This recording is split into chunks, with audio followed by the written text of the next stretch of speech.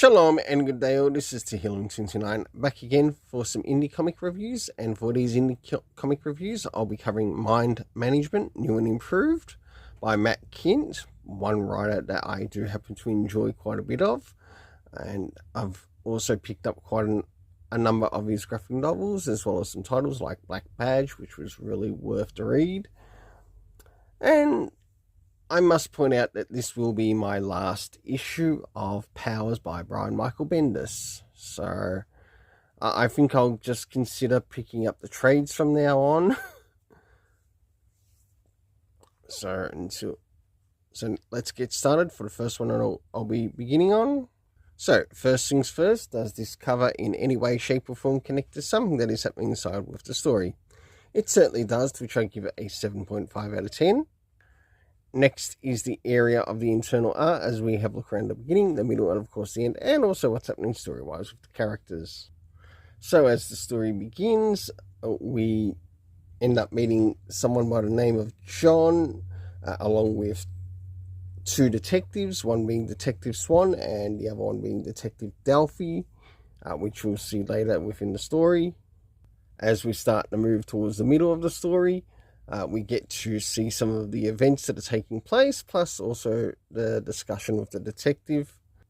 And like all things with Matt Kindt's storytelling, he always leaves things on a really good cliffhanger. For the internal art, I give it a 7 out of 10. Next is the area of the story racing. First things first, do we get anything time-wise? No, we don't. Next is the locations that we get to see in the story. So we have Sunset Avenue as well as Arizona. Last but not least, the cast of characters consisting of John, Detective Swan and Detective Delphi. My overall rating for this story is a 7 out of 10. Now it's time to move into my last reviewing of Powers issue 10 by Brian Michael Bendis. So, first things first, does this cover in any way, shape or form connect to something that is happening inside with the story? In some essence, it sort of does, but also feels like it doesn't. To which I give the cover a 6.5 out of 10. Next is the area of the internal art, as we have a look around the beginning, the middle, and of course the end, and also what's happening story-wise with the characters. So, as the story begins, we end up beginning at a location which is known of Dr. Law's home, to which we have one of the detectives on the scene. And like always, Brian Michael Bendis is also forgetting to make sure that his characters' names are remembered.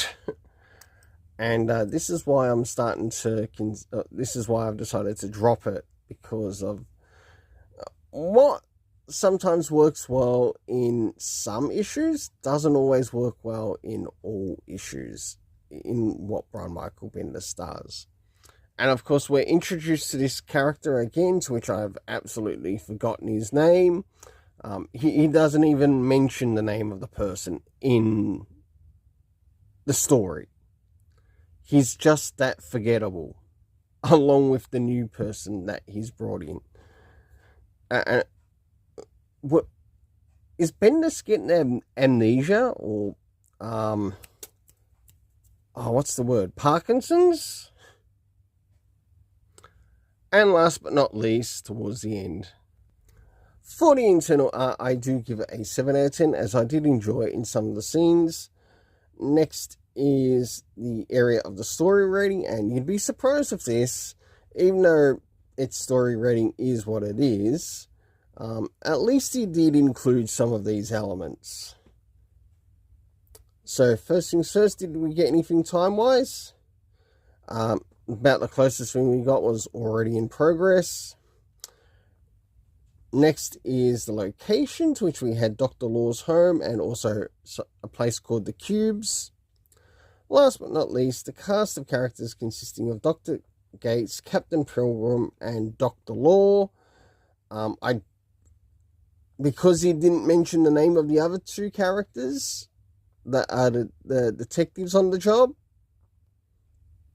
I don't even remember who they are, and because he does not consistently use their name in every book, right? The characters are absolutely forgettable. To which I give the story rating a 6 out of 10. Until then, let's keep it colourful and have yourself an awesome day.